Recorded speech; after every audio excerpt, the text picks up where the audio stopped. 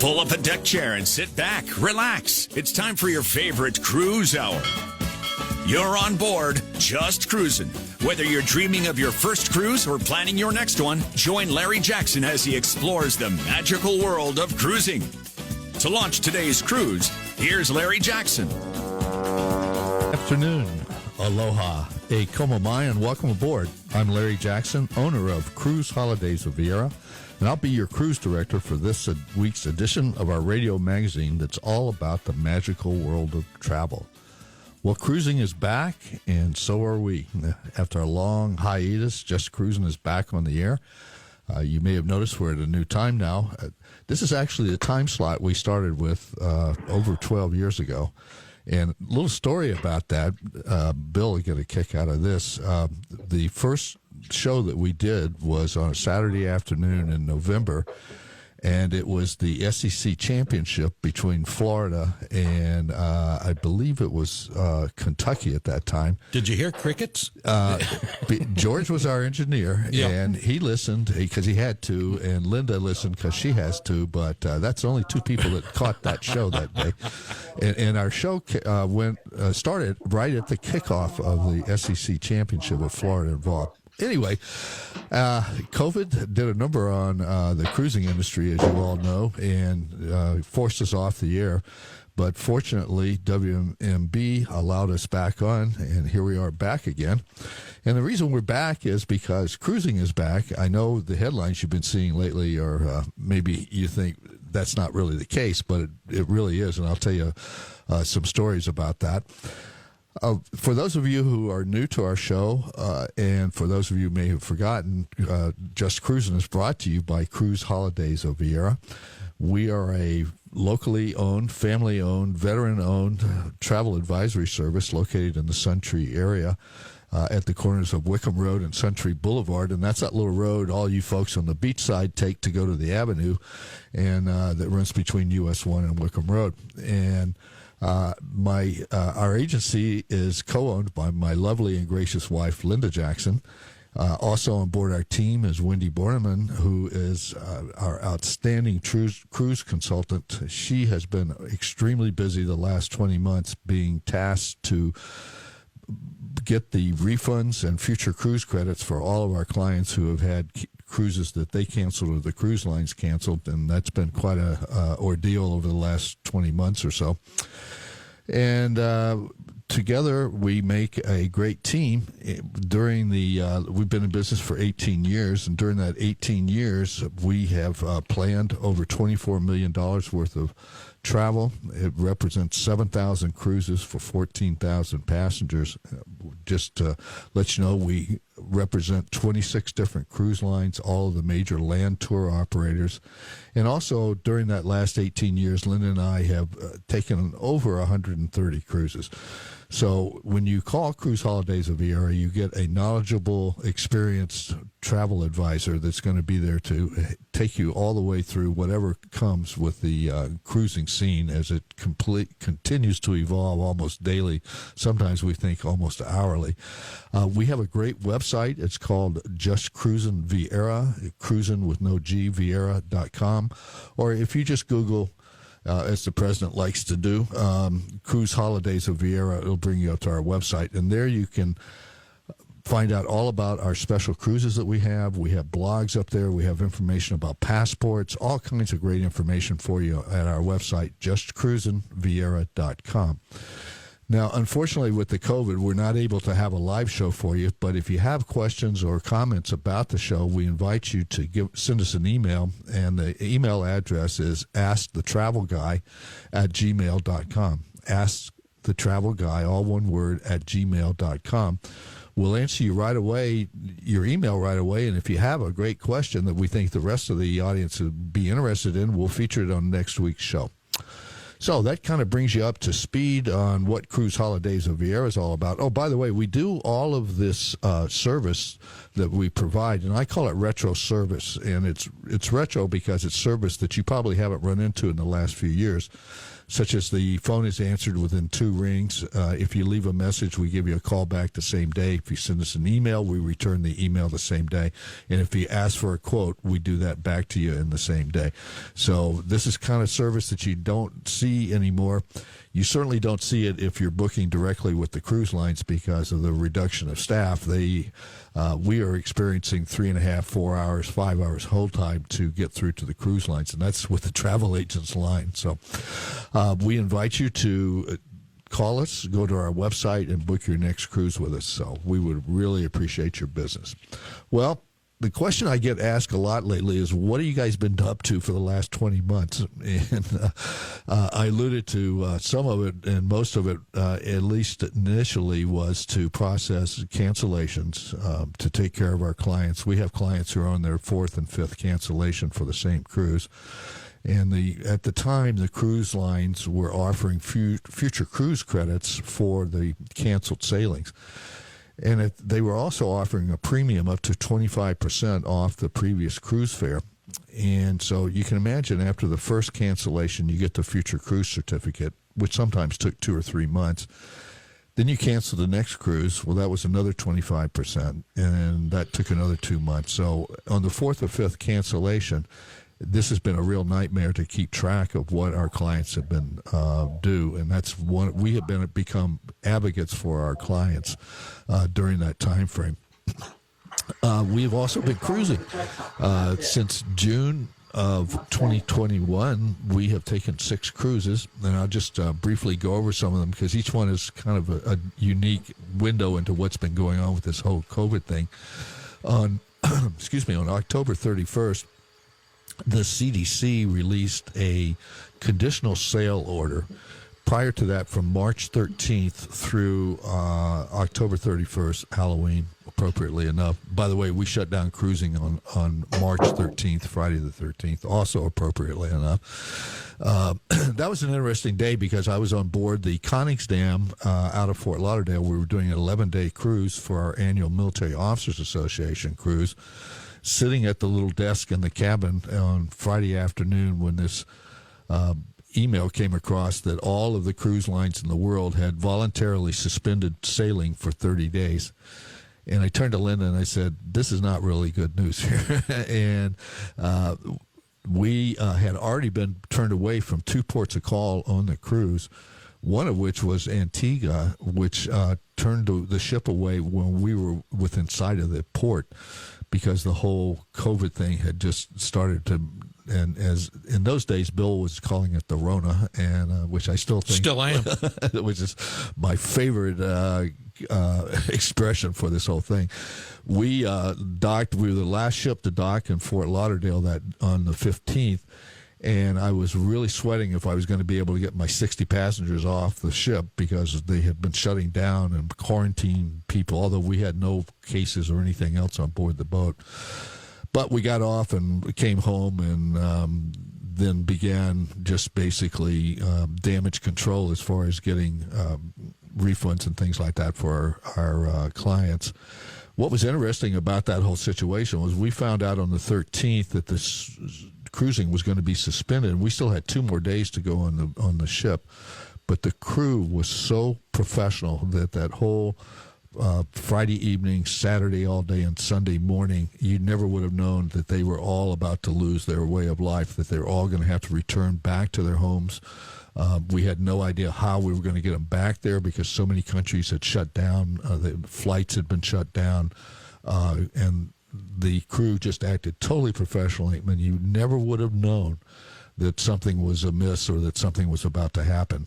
I remember seeing them standing out in a line, getting on buses with very sad looks on their face that Sunday morning. But unbelievable how they took the news and continued to do their duties. Well, I think I hear the band, which on Just Cruisin means we're coming to our first port of call. We're going to run ashore for a very brief shore excursion. We'll be right back with more of Just Cruisin, so please stay tuned. You know you want to take that cruise. Call the Cruise Holidays of Viera office now at 321-242-1331 or toll free at 866-291-1331. And we're back, and thank you so much for being with us. We were talking about the shutdown of the cruising back in March of 2020. I ran across my notes for our last show that we did in the last week in March of 2020 and some of the headlines that I had, and one of which was coronavirus update, March 27th, 2020. And it lists all the different cruise lines and what they're anticipating, and all of the cruises are being canceled through April 9th through April 11th of 2020. It kind of shows the optimism we had back then that this shutdown was just going to be very temporary and we're going to be back to it. Another headline was big cruise ship lines wouldn't qualify for aid under the stimulus package, even though almost every other form of transportation was given some sort of bailout by the U.S. government. They particularly excluded the big cruise lines now. So what did the big cruise lines do? Just a reminder to you, there are three major cruise lines that are that have stocks traded on the New York Stock Exchange. Royal Caribbean Cruise Lines, which currently has under their umbrella Royal Caribbean Cruises, Celebrity Cruises, and Silver Sea Cruises. Then there's Carnival Corporation, which under their banner are Seabourn Cruises, Princess, Holland America, Carnival itself, Costa, and those are the major brands that they have under their umbrella. And then there's Norwegian Cruise Lines and Holdings, and their umbrella includes Oceania, Regent Seven Seas, and of course NCL Cruises.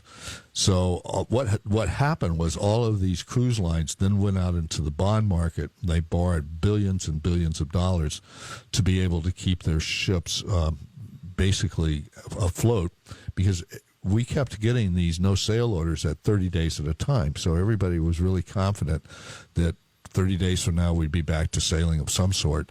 And this went on and on and on, almost every month from basically March of 2020 until October 31 of 2020, when the conditional sail order came out. Another headline from that back in March of 2020, Royal Caribbean announces new $300 million cruise destination in Freeport, Bahamas. They actually bought the Lacayan resort and casino in Freeport, and they were going to develop that into a kind of a port call, but that went by the wayside because they were out borrowing so much money that they obviously were not being able to do that. We started back to cruising. The conditional sail order, which came out on October 31st, had one of its requirements was that the cruise lines had to take one of their boats on a 2-day cruise with a very limited passenger load, a full complement of crew, and they had to do what was known as a simulated voyage or a test voyage. And they had to go out, they had to do screening of the passengers. They had to pretend like they had these drills like we used to do in the military, where they pretended like they had a COVID outbreak, and then they would have to go through the protocols for quarantining the passengers or disembarking the passengers, getting them to a hotel, getting them on flights, and getting them home. They had to do all kinds of cleaning, social distancing, and once they did all this on the 2-day cruise, then the CDC gave them a conditional sail order. And so one of the first ships that this happened on was the Freedom of the Seas out of Miami, and we were able to go down to sail with her for a 5-day cruise, which was basically to the Bahamas and to their private island, Coco Cay, in the Bahamas. And it was that was our first experience with sailing on an empty ship. We had about 400 passengers on a 4,000 passenger ship, and it's really eerie because you go in the promenade and there's tumbleweeds blowing down, and everywhere you go, there's crew members standing there waiting for you to. Did they still do all the entertainment and stuff, Larry? Yeah, we did the entertainment. We went to the private island, which was also eerie because it's like... Oh, yeah. That's a beautiful place, too. Yeah. Well, it's much improved since you were there last. It's been a long time. I need to go. And so it's really different. So that was our first experience on that. We drove down to Miami. We had a certain time to check in. We had to have a negative COVID test. We had to wear masks. One of the things that's also happened that's improved cruising, I think, is the touchless check-in that you do now. And what you do is before you go to cruise, you go on board, in this case, Royal Caribbean's application, and you upload your vaccination card, your passport, your photo. And then when you get to the terminal and you go up to your time, we used to have long lines and we'd wait, and then they go print your key card and they bring it over to you. Now you just go up and you show them your phone, and everything is all pre-programmed. In about 2 seconds, you're boarding the ship. Your key card is actually in your stateroom. Everything is already, because you took your picture, it's already on there. And so this new touchless embarkation is really nice. It's really speeded up the process. There were some improvements from the Rona. There's one more. Oh, good. The lifeboat drill, which we all hate. In the old days, we sat out on the promenade or out on the deck of the ship in this hot life jacket, which God knows where it had been or what kind of. As one captain says, we told you how to put something on that you already knew how to put on. But anyway, that's gone by the wayside. What you do now is on that same website or same application is you listen to the video about the about abandoning the ship. You listen to the distress calls, that the 7 short and 1 long blast of the ship's horn.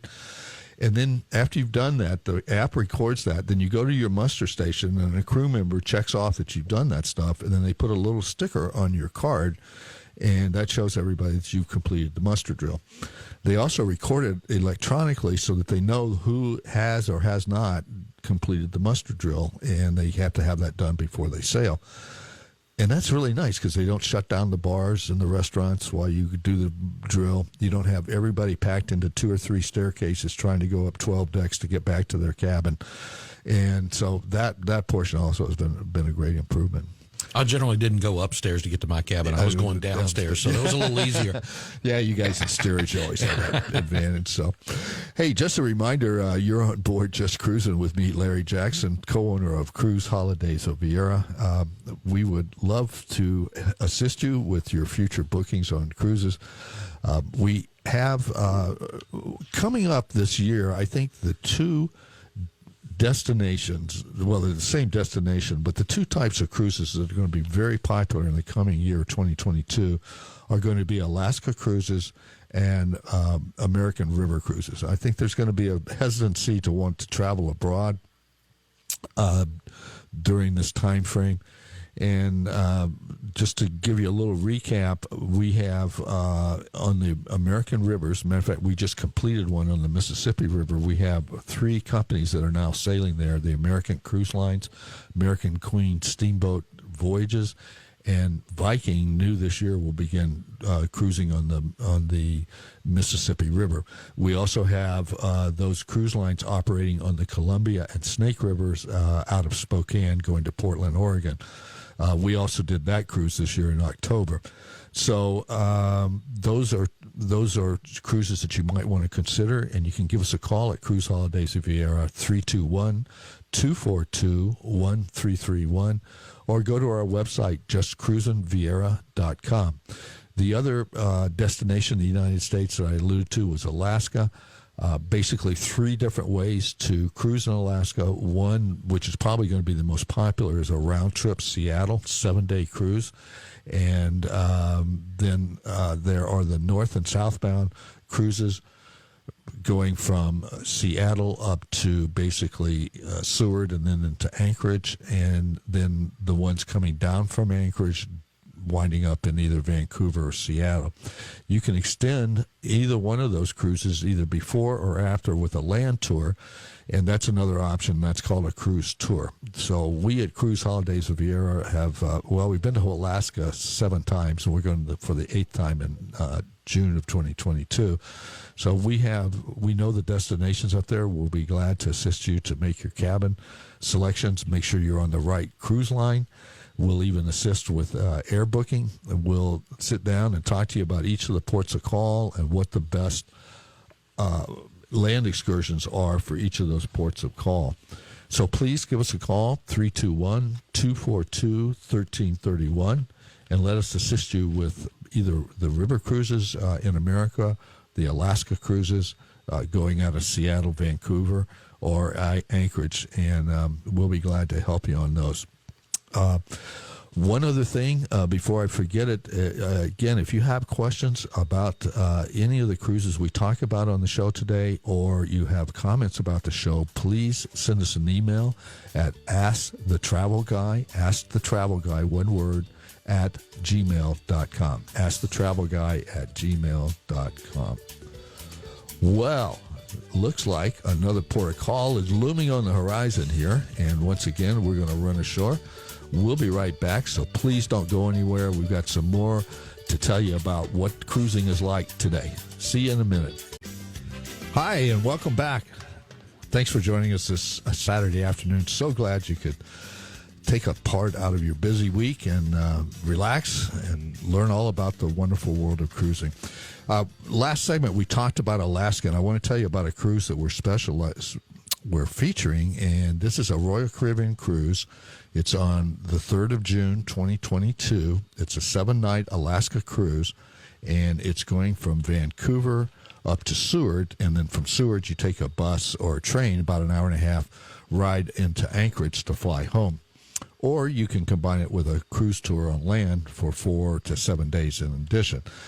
This cruise is on the Radiance of the Seas, Royal Caribbean's Radiance of the Seas.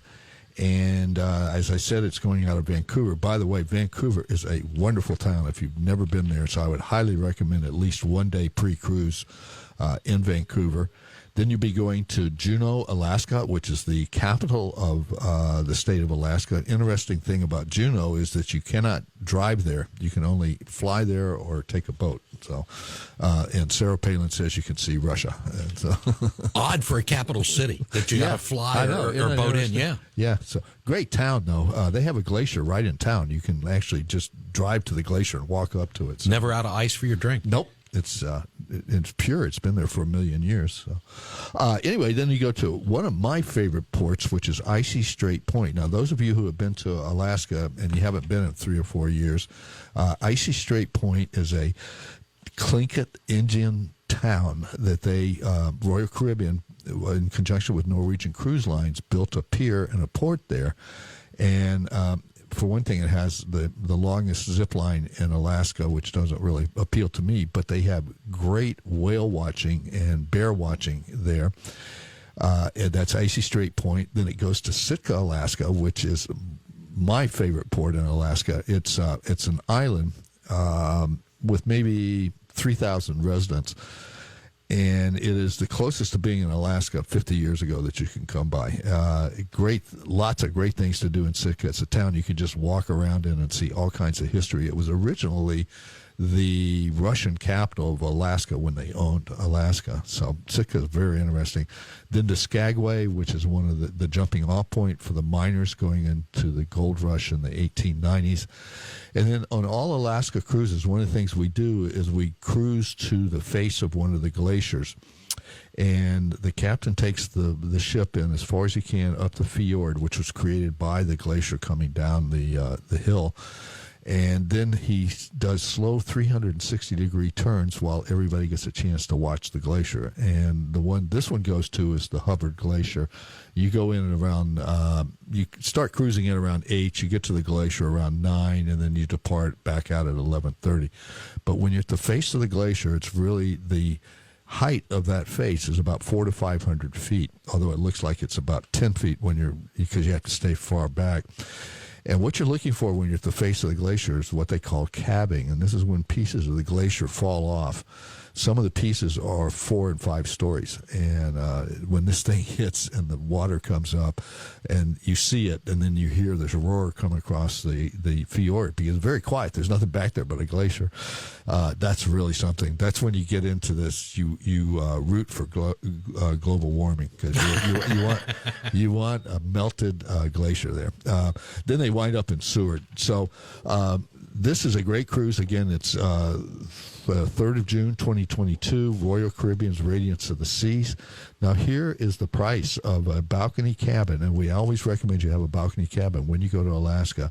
It's $3,531. That's not per person. That's for 2 people. Wow. So that's a very, very reasonable price. You have, in addition to this, you're going to have airfare, your gratuities, and your excursions. But this is a very, very good fare. So if you're interested in that, please give us a call at Cruise Holidays of Viera, 321-242-1331. Larry, I realize you're just getting back into this, but how far in advance do folks need to be booking these? Because that sounds like that's a trip that's going to be really popular. Yeah, right now. Okay. Yeah, yesterday. Okay. Yeah, Bill, that's a great point. The other thing that we're seeing, Bill, is lots of people got these future cruise certificates, and lots of people got a premium on that future cruise certificate.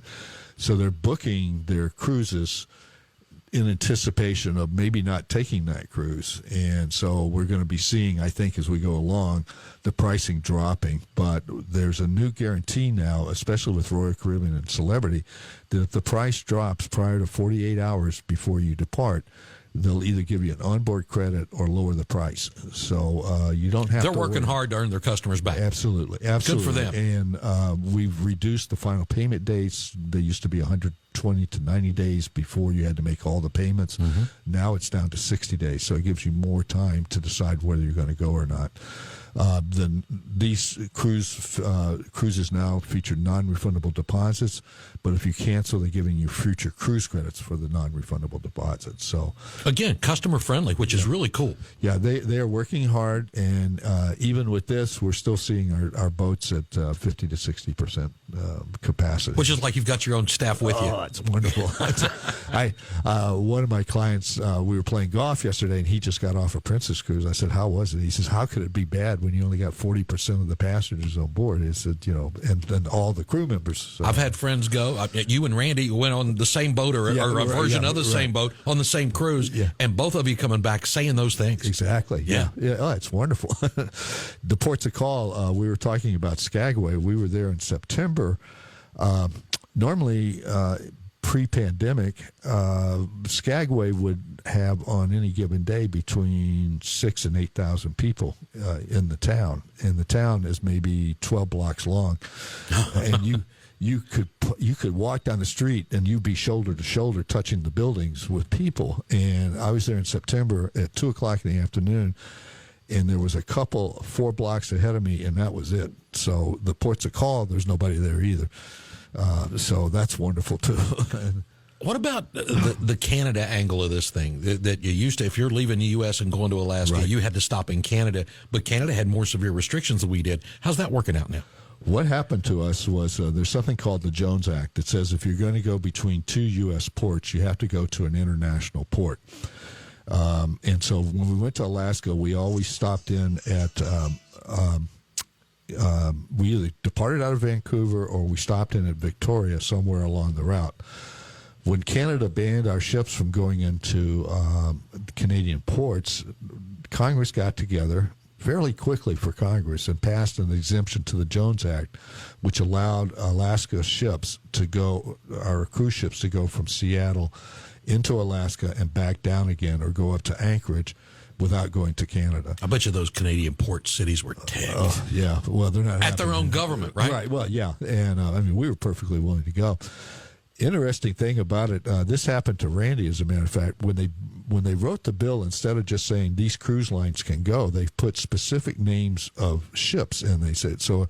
Whereas they thought the Reflection was going to go to Alaska, they put in the Millennium. And nobody noticed until they passed the bill. Well, the Millennium was down in St. Martin, and that's the boat that Randy was supposed to be on. Right. And they swapped out the boat because they had to send it up to Alaska because they put the wrong ship in the bill. So, I mean, these are all these unintended consequences. So that allowed us a season. We started late. Our Alaska season normally runs between April and September. This year, in 2021, we ran from basically late July until mid-October. And we actually went up there in the third week in September, which I'm finding out is really cold. That's why I generally don't go to Alaska after Labor Day. So we found that out. But so that's what happened to our Alaska season. Now, Canadian ports right now are back open again. Everything's copacetic, and we're going to be going back starting in May of 2022. But your point is well taken. People really need to be booking now. We're starting to see cruise lines already. We're seeing whole ships being booked up at this point. Now, really? Very good. Yeah. So, again, best time to go cruising. If you're looking at going out of Port Canaveral, we've got 2 ships going out doing the 3 and 4 night Bahamas cruises to Coco Cay, perfect day at Coco Cay. And you alluded to that island. Out of Port Canaveral, the perfect day at Coco Cay now is, first of all, they built a pier so that you dock there. You don't have to get on not being tendered over. Yeah. So that's good because a lot of times the high winds, we couldn't get in. I had that happen on a couple of cruises, right? So you missed Coco Cay. They have built a freshwater swimming pool that is huge. It's like a big, huge resort. They have a tethered helium balloon now, which we went up in August. That's really kind of cool. And they have all of these water slides, one of which is has a 40-foot drop on it. Of course, it also has 40 feet of stairs, so nice out of a lot of us out of that category. So Coco, the oxygen at the top or something. Yeah, well. The other thing is that Nassau has fully revamped their pier, their port. Are they open now? And you can go in?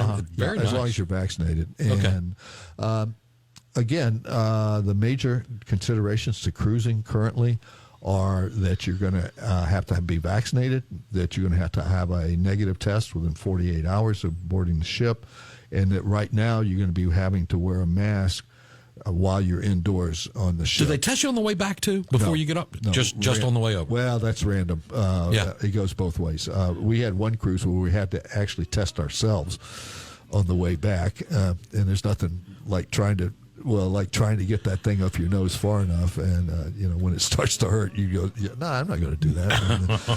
So that was an interesting. How much are you trusting what everybody else is doing? I know. Yeah. You go in the hallway and get some guy to do your test for you, and so there you go.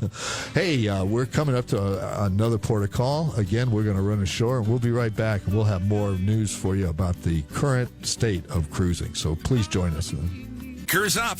Here's your host, Larry Jackson. So glad you could join us. Glad you found us on our new time slot. We'll be back next Saturday, so please tune in. And I want to remind you that we'll be available on podcast, and you can find our podcast on iHeartRadio in their podcast section. You can find it on our website, justcruisinviera.com. Also, when you go to our website, justcruisinviera.com, or Google Cruise Holidays of Viera, you can sign up for our newsletter, our blogs. We got all kinds of great information there, so please go there. You can send us an email. You can search for cruises, but I don't recommend that because the great thing about what we do at Cruise Holidays of Viera is what I call turnkey service, and all you have to do is make one phone call. We'll ask you some questions, and as they say, next thing you do is pack your bags and off you go. We have a motto that relax, you're with us, because we're going to take care of all the details, and you don't have to worry about anything from when the deposit's due to when the final payment's due to what the latest COVID requirements are going to be, because we're going to handle all that for you. I want to tell you about one other cruise that we've got coming up. This is going to be an escorted cruise with Lynda and I, and it's going to be out of Fort Lauderdale on March 21st. It's a 10-night Eastern Caribbean cruise. We're going to have a private bus that goes down from here in Melbourne down to Fort Lauderdale and back, and we're going to be going down there on March 21st.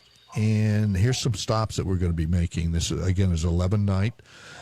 We're going to Puerto Plata, Dominican Republic, San Juan, Puerto Rico, St. Croix in the Virgin Islands, St. John's, Antigua, Basseterre, St. Kitts, Phillipsburg, St. Martin. Then this is my two favorite destinations, a day at sea and a day at sea, and then back to Fort Lauderdale on the 31st of March. This is on Celebrity Cruise Lines, the Celebrity Millennium. Now, Celebrity Cruise Lines is doing something that I really like, and I hope, and I'm seeing more and more cruise lines are following suit. And what they're doing is in their basic fare, they're including gratuities, and that's the payments we make to the onboard staff. They're including a premium a classic beverage package, which basically allows you to drink anything on the ship that costs $12 or less, including bottled water, specialty coffees, beer, wines by the glass, mixed drinks. That's all included, and they're including Wi-Fi. That's included in their price. Now, that's unusual, or has been historically. Yeah. That's really cool. Well, what we're seeing is passengers are more and more don't like to be nickel and dime once they get on the cruise, and so they like to know. In cruising, Bill, it's one of the few vacations where you know up front what the cost is going to be, because and value for your dollar, man. Yeah, and I've always liked that. You see it when you could do a land vacation. You make the reservation at the hotel. Maybe you put down a deposit. Okay, later on you make the airline reservation, and then you pay for that. And then when you get there, you're buying meals and you're paying for that. And unless you add up all your credit card statements when they come in for the next 2 months, you really don't know what that vacation costs you. Right. Everything is right there up front for you with a cruise vacation, and that's one of the. And you mentioned those days at sea. If you've never done one, you don't know how relaxing and how cool those days can be. Yeah. You don't have to get up for anything. You don't have to go to bed early. And you got a casino if that appeals to you. Special pricing for this cruise. Again, this is 10 nights on March 21st through 31st. It's the Celebrity Millennium, and we were on her in. When we were on her in August, and she's been completely refurbished. Beautiful, beautiful ship. The price for the cabin is $3,400, and that's for two people, not for one person. That's fantastic. Yeah, $1,700. 10 days. Nights. Yep, and all of that included Wi-Fi, gratuities, and a beverage package. So, again, if you'd like, and Lynda and I will be escorting that. We'll have 2 buses coming from up here in Melbourne. And that's really all you need to know about that, except our phone number, which is 321-242-1331. Well, in the limited time we have left, I wanted to just address what came out last week, and that's when the CDC issued. Now, the CDC never issues mandates. They only issue guidance, and these are recommendations. But unfortunately, most people take it as the word of the gospel. And so we have an organization that we belong to called the American Society of Travel Advisors. Used to be the travel agents. Boy, I'm dating myself. Anyway, they put out a statement right after the CDC put out their guidance, which said that you should avoid travel on a cruise line, on a cruise ship, whether you've been vaccinated or not. And so this is what they said. Zane Kirby, President CEO of the American Society of Travel Advisors, ASTA, issues the following statement in response to the U.S. Centers for Disease Control and Prevention's updated guidance on COVID-19 and cruise ship travel, recommending that cruise travel be avoided regardless of vaccination status. Zane says, an increase in reported COVID cases on cruise ships should surprise no one, given the worldwide spike driven by the highly transmissible Omicron variant. The difference between enjoying a cruise vacation and visiting your local grocery store or restaurant, however, is the extraordinary stringent anti-COVID measures put in place voluntarily by the cruise lines in close consultation with the CDC. These measures include testing, vaccination, sanitation, mask wearing, and other science-backed measures, as well as protocols to respond to potential cases of COVID. If the average cruise ship were a U.S. state, it would be the safest in the country, by far. According to Royal Caribbean Group, since cruising restarted in the U.S. in June of 2021, this is Royal Caribbean alone, not the whole industry, its ships have carried 1.1 million guests with a total of 1,745 people testing positive. That's a positivity rate of 0.02%. Very good. I'll take those odds in Vegas anytime. And no doubt. among U.S. states as of January 4, Alaska's positivity rate is the lowest at 9.4%, with Georgia's the highest at 38.7%. Cruising is no more responsible for the spread of Omicron variant than travelers from southern Africa were at the outset of the current crisis. But we continue to see knee-jerk reactions singling out our travel for discriminatory treatment. Because the travel industry is regulated more heavily than other activities, when COVID caseloads rise or new variants emerge, travel takes the hit. It brings to mind the old saying, if all you have is a hammer, everything looks like a nail. The pattern needs to stop. So I agree with him. That's where we're at right now. Yeah, like you said, I'd take those odds. Larry Jackson, it's so good to have you back on WMMB. Thanks, Great show, buddy. Thank you. I appreciate it. Well, we'll be back next Saturday. Be sure and listen to us on iHeartRadio if you're out traveling, because I do it when I'm on a cruise. I listen to me, so it's great. We'll see you next Saturday at 3 o'clock. Take care.